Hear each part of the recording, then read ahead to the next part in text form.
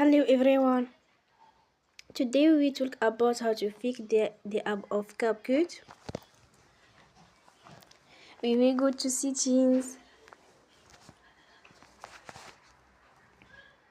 Then we click on apps. After that we will search the app Capcut.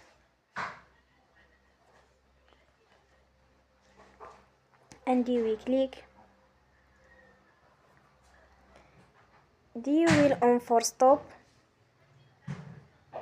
After that we will go to storage. Then we click on clear cache.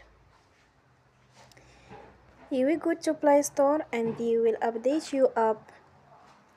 Don't forget to support us by like and subscribe. See you next time and thank you for watching.